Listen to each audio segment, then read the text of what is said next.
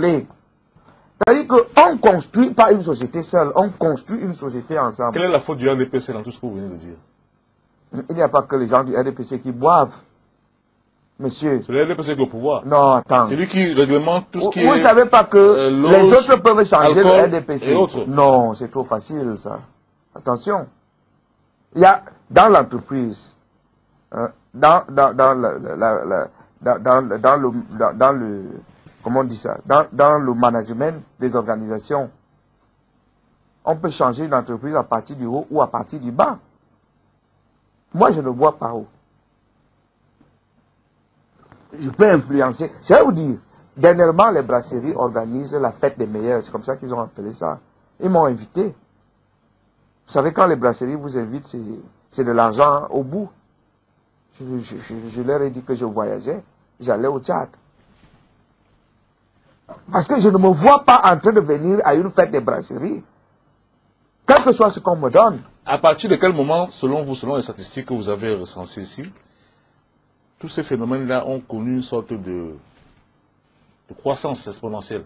Les crimes rituels, on n'a pas trop connu au Cameroun. Ça c'est des histoires de 10 ans. Hein. C'est vrai que il faut être sérieux. Parce que mon livre est pédagogique aussi. Les crimes rituels existent dans presque tous les pays et ça existe depuis. Est-ce que vous savez qu'au Kosovo, quand il y a eu la guerre du Kosovo, lisez le dernier livre de Pierre Péan, il nous renseigne que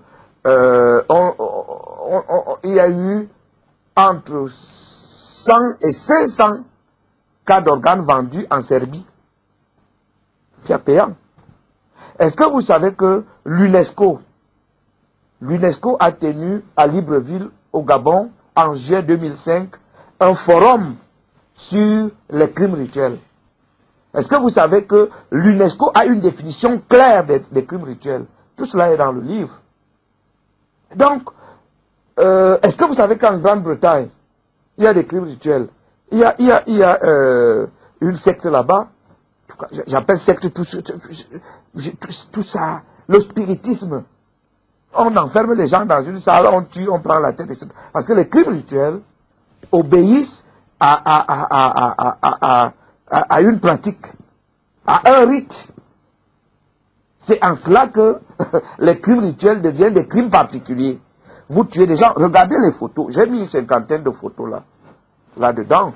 Je rends hommage à Fridolin, par exemple. Fridolin est un jeune Camerounais. Attention. Comme il y a les Sabitou, moi-même, je prends des dispositions. Vous voyez les annexes, c'est écrit avertissement. Ces annexes contiennent des photos interdites aux âmes sensibles.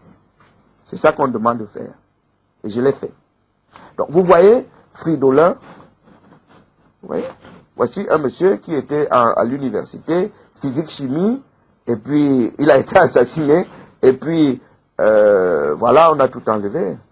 Vous voyez, les pieds-ci sont tordus parce qu'on a enlevé les os et on a recousu. Donc, il y a 50 photos. Et je fais un travail comparatif parce que le phénomène est tout répandu au Gabon. Ils sont avancés sur ce plan par rapport à nous. Je vous renvoie à cet ouvrage de Jean-Elvis et Baondo, Manifeste contre les crimes rituels au Gabon, paru à l'Harmattan en 2010. Vous voyez... permettez que je... Allez-y. Vous voyez que il y a des photos qui sont publiées dans ce livre. J'ai pris ça dans ce livre-là et je mets les sources. C'est comme ça qu'on fait la recherche. Je mets les sources. Voilà ce qui s'est passé au Gabon. Vous allez voir les âges. Celui-ci a 12 ans. Celui-ci a 12 ans. Celui-ci, vous voyez, vous voyez, on a enlevé le cerveau. Ça, c'est au Gabon. On a enlevé le cerveau. Vous savez, les âges. Et celui-ci, on a à repasser le dos. Vous voyez qu'il y a toujours la douleur. Parce que la douleur dans le mysticisme renforce les forces du diable. Justement, vous avez dressé une sorte de panorama. Bien sûr, il y a un tableau. L'utilisation des organes. Vous dites, la langue sert à quoi? Bien sûr, tout cela est dedans. Il faut quand même que les gens lisent le livre. La langue. La langue. Quand vous la vendez, ça permet de... Bien sûr, il faut rentrer dans le livre. Vous êtes à quelle page là? Les parties les plus prisées. Hein? Chaque partie, le sang Tu sais que le sang, c'est la source de l'énergie. Tu sais que le sperme également, c'est la vie, c'est l'énergie, etc., etc. Alors, tout cela est dans le livre. Tout cela est dans le livre. Et ce qui est intéressant, c'est ce travail qui a été fait par Jeune Afrique. Par Jeune Afrique. Vous voyez là, les sectes à la conquête de l'Afrique. J'ai bien aimé ce travail et je félicite Jeune Afrique. Il dit que, mise à l'index en Occident, et notamment en France, tous les gourous des sectes se dirigent en Afrique, où les législations sont faibles. On condamne les gourous des sectes et les adeptes des sectes en France, au Canada, etc. Et donc, comme la législation est dure en France, ils ne peuvent plus se faire de l'argent, ils viennent en Afrique. Charles Ateba Yene, oui. Qui est responsable au Cameroun?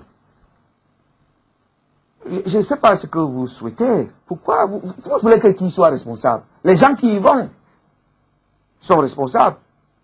Les gens qui laissent s'installer les sectes et ne les combattent pas. Regarde, je félicite particulièrement, il y a un sous-préfet. Sous-préfet, hein? Le sous-préfet de Douala premier. Nous le voyons à la télévision, avec la tenue du commandement, pour aller à gauche et à droite, fermer certaines églises qui ne respectent pas la réglementation en vigueur. Aller dans la Saraga maritime, le préfet qui est là-bas, il arrive, il trouve que le jour où il prend service à Edea, Jean Edea Abaté, il trouve que un enfant boit le kitoko comme ça le jour de Noël, et la bière. C'était traumatisant. Il a pris des arrêtés là-bas pour dire qu'à partir d'une certaine heure, je ne veux pas voir les enfants dehors, etc. Chacun a une portion de pouvoir qu'il doit exercer.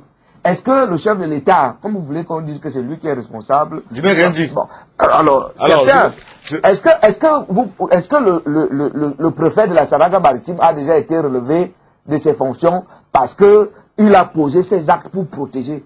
Vous regardez ce que ce monsieur fait à la Saraga maritime. Si chaque préfet fait ça dans sa localité, les choses vont aller autrement. Et je suis heureux parce que le ministre de l'administration territoriale, René Manuel Sadi, pour qui j'ai beaucoup de respect, vient d'avoir une réunion avec les gouverneurs. Il a instruit les gouverneurs de région de s'attaquer à ce problème-là. Page 56, 57, 58 de votre ouvrage, vous écrivez, ça c'est la lettre, non c'est pas vous qui avez écrit, c'est une Camerounaise qui a écrit une lettre de l'État. Elle s'appelle Ngotoyen Deborah.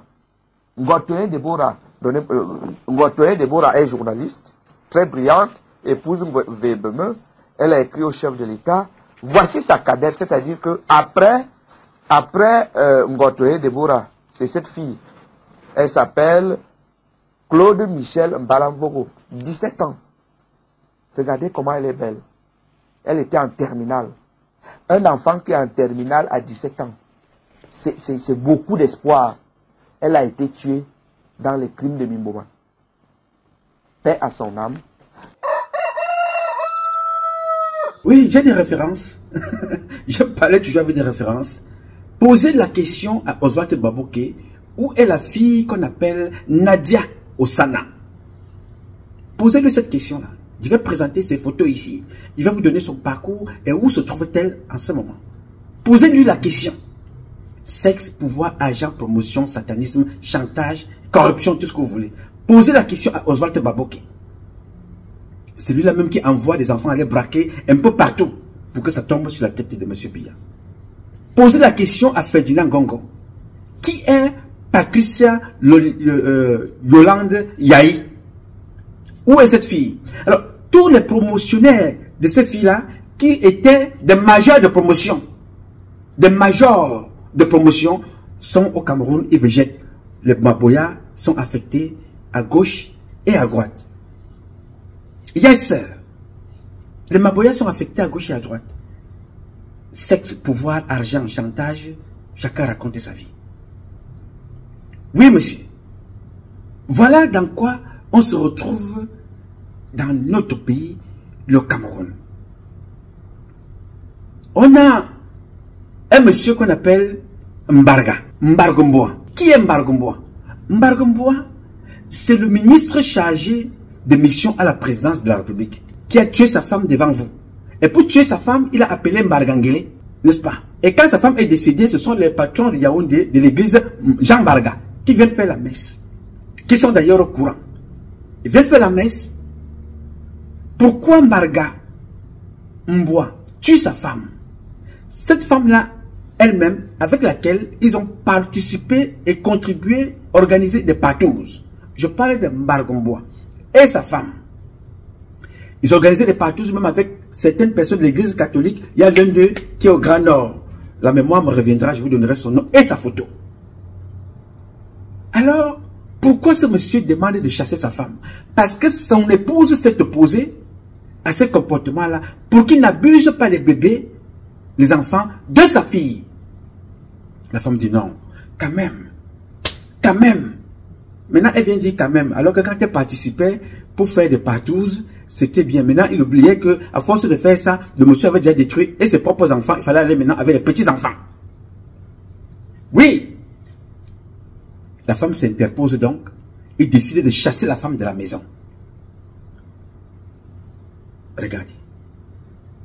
La police brutalise ma mère. Regardez comment la police brutalise ma mère. Regardez comment la police brutalise ma mère. Regardez comment la police brutalise ma mère.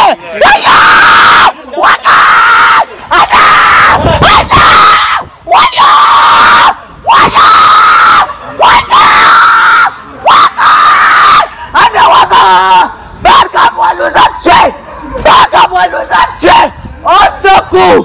Au secours!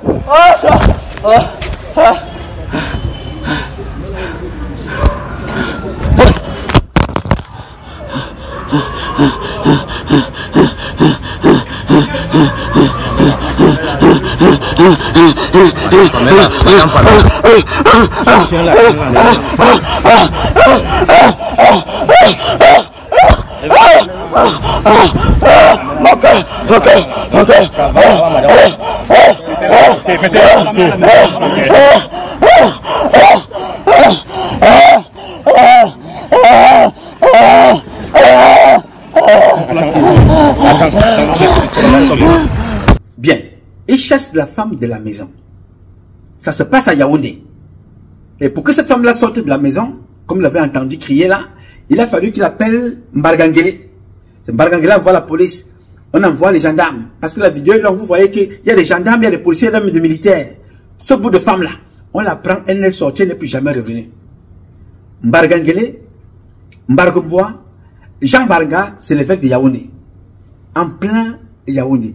À côté, Balthazar, c'est un joueur de la 275e division, hors poule. Oui, monsieur. Ça se joue au sommet. Et ça continue. Oui. Yes. Ce n'est pas de la blague. C'est très sérieux. Ça ne rigole pas. Je vous ai parlé de ce Vomekala. Je vous ai parlé de Franck Biya, qui a fait divorcer la femme de son frère. N'est-ce pas? Bonivan Rondassa, marié légalement à une femme. Son frère Franck Biya, fils de Paul Biya, demande à cette femme-là de divorcer. Elle divorce, même famille. Franck Biya l'épouse, même famille, vivent dans le même village, partagent le même papa. C'est changer de femme. Désordre sexuel, d'une autre nature. Ça se passe au Cameroun. Ça n'a pas l'air de déranger qui que ce soit. C'est d'ailleurs normal pour eux. Alors comment voulez-vous que la petite fille qu'on appelle Brenda, que vous voyez devenir folle comme ça en plein jour, que ça marche? Ça ne peut pas marcher. Parce que cette fille-là est dans un environnement de sorciers. Des gens qui n'ont rien à voir avec les vies humaines, avec l'avenir des enfants. Tout pour eux, c'est le sexe, même s'il faut sacrifier l'avenir de leurs propres enfants. Ils n'ont absolument rien à branler. Vous voyez donc la jeune fille là, péter les plombs, comme elle pète les plombs là. Tout récemment, pour ceux qui ont la mémoire courte ou qui ont oublié, vous vous souvenez du garçon qui est venu se déshabiller nu devant le bureau de Nganou Djoumessi? Est-ce que vous croyez que c'est la première fois que cet enfant là vient se déshabiller comme ça? Ce n'est pas la première fois. Quelqu'un quitte le chez lui, il vient se déshabiller, il faut qu'on vienne le tirer nu du bureau d'un ministre. Non, c'est normal. Ça passe comme une lettre à la poste. On n'en parle plus. Oui, monsieur. Oui. Non, on n'en parle plus. Yes, Alem Bengoro, ici aux États-Unis. Alem Bengoro, après avoir détourné l'argent du génie militaire et des camions qui sont peints pour revendre à l'État, il a détruit une famille qui était paisible aux États-Unis. Il a fini avec le frère, il a couché avec la sœur, et cette sœur-là était mariée à un Camerounais, un banquier. Divorce immédiat. C'est comme les divorces qui vont se faire quand Paul Biya ne sera plus au pouvoir. Vous aurez des enfants, donc d'autres enfants légitimes vont chasser avec des machettes. Des enfants que les femmes ont fait avec des jardiniers, que les enfants que les femmes ont fait avec des cuisiniers, avec des chauffeurs, avec les gardes du corps, dans des familles au Cameroun.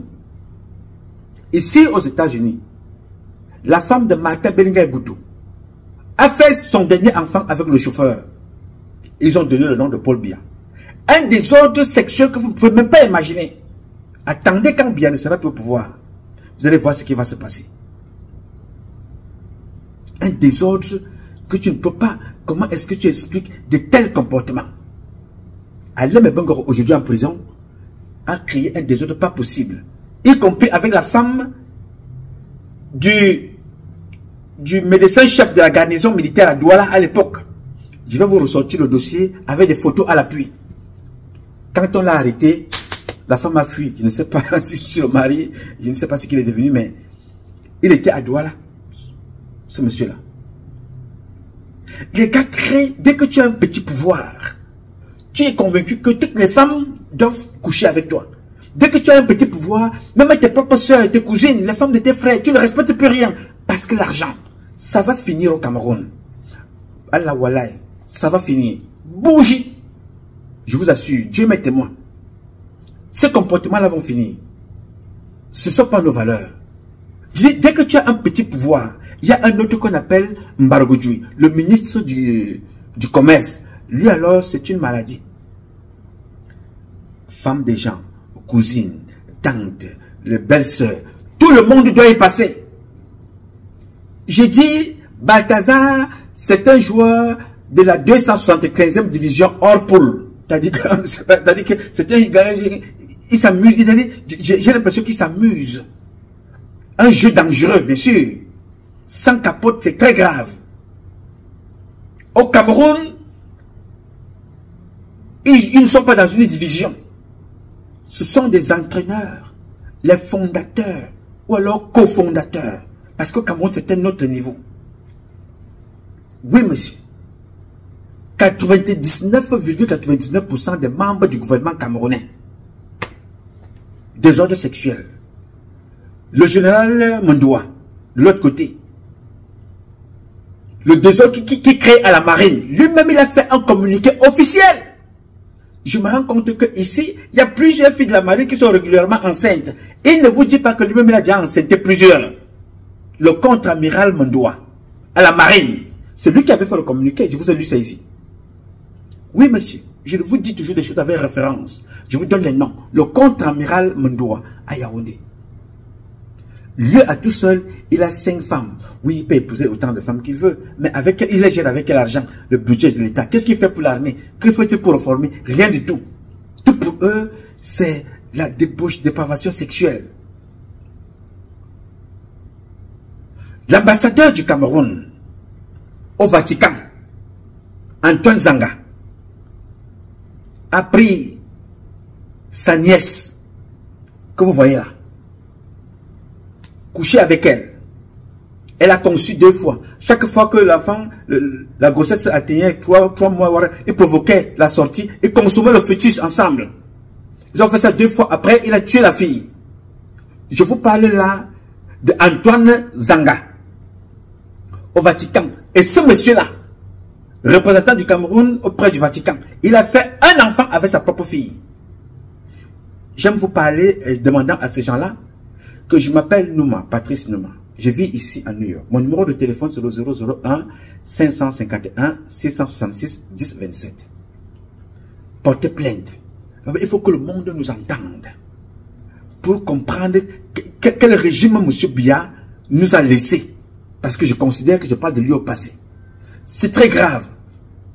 Je dis, même les enfants de Paul Biya n'ont pas été épargnés par ce régime. Antoine Zanga, l'un des témoins du mariage de Chantal Biya, a détruit sa propre famille. Les enfants de son frère.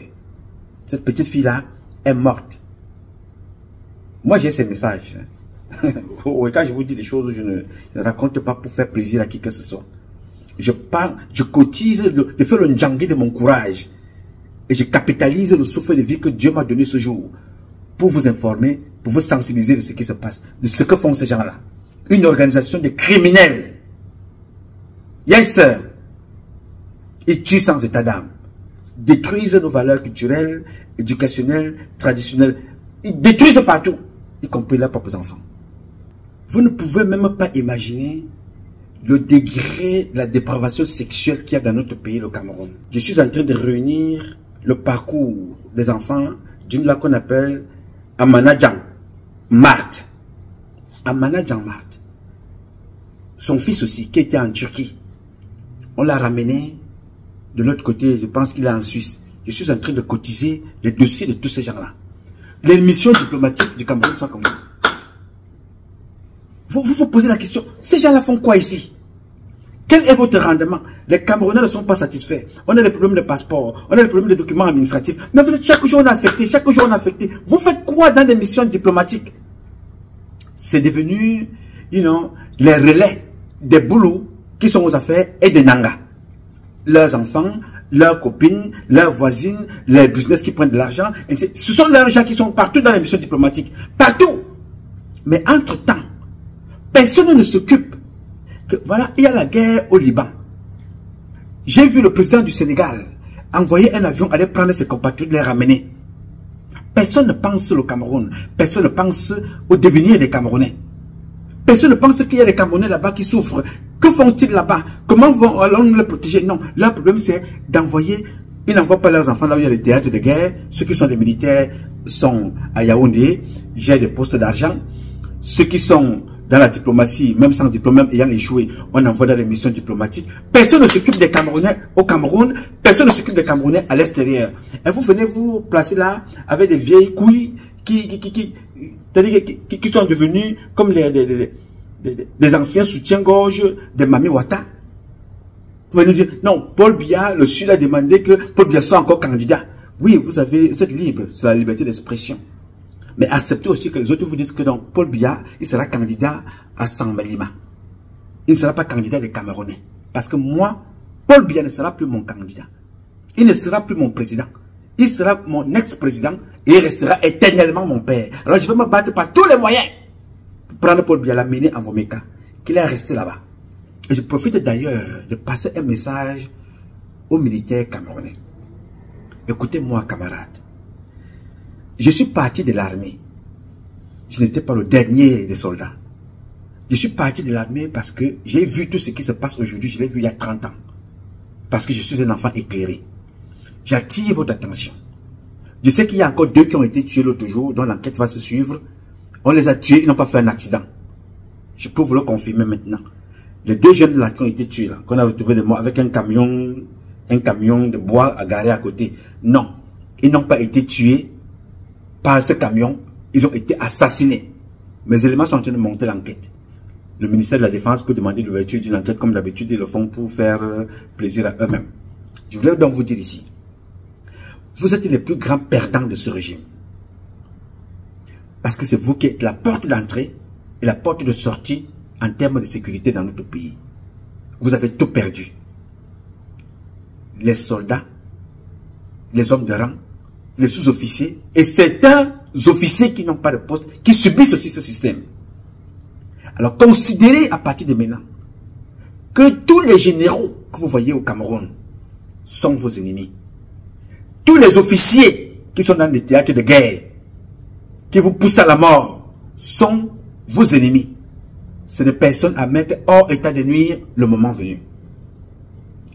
Quand ça va commencer, mettez-vous du côté du peuple. Mettez-vous du côté de l'armée patriotique et encadrez le peuple souverain, qui est le deuxième pouvoir sur terre après Dieu, pour lequel vous avez choisi de servir. Aucun soldat, vous là, Aucun parmi vous n'achètera une maison. Aucun soldat n'aura une maison aussi longtemps que le pouvoir de Biya sera en poste. Vous n'aurez pas de maison. Mais chez vous, les Chinois vont arracher vos terres. Les énergumènes comme les Oswald Baboke et leurs femmes, sorcières, faux pasteurs, viendront arracher vos biens. Prendront leurs copines, enverront leurs copines à l'étranger, alors que ceux-là qui les gardent n'ont pas de maison. Vous, soldats, soyez prêts, parce que le temps approche. Chaque jour que Dieu nous donne une journée de vie, il nous rapproche de la libération. Notez ça. Chaque jour que vous vous réveillez le matin et que Dieu nous donne une journée de vie, il nous rapproche de la libération.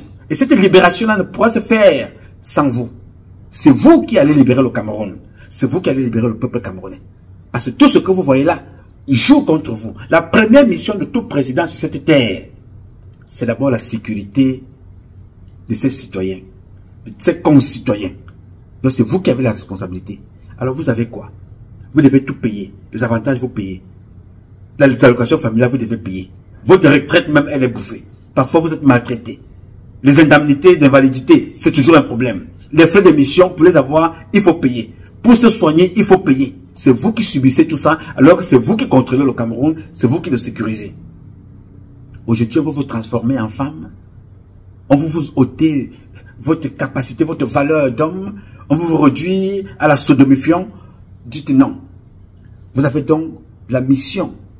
Vous avez pour mission demain de réguler ce pays-là. Dans un avenir proche, vous allez avoir la responsabilité de chasser tous ces gens-là, de les mettre hors état de nuire, les confier à la justice et que la justice les juge pour trahison, haute trahison. C'est ce que je tenais à vous dire.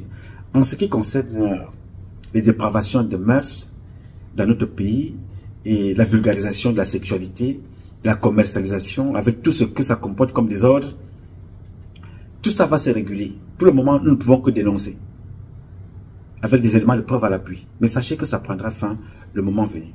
Pour le moment, on se rapproche de la liberté. Soyez patients et que chacun fasse son travail. J'ai dit, ce combat est un combat de tous et de chacun pour un intérêt commun. Savez la volonté des Camerounaises et des Camerounais que vous êtes, que nous vaincrons. En attendant, le combat continue. Je m'appelle Nouma, Patrice Nouma. Je réponds au 001 551 666 1027. I love you, but God love you more. Thank you.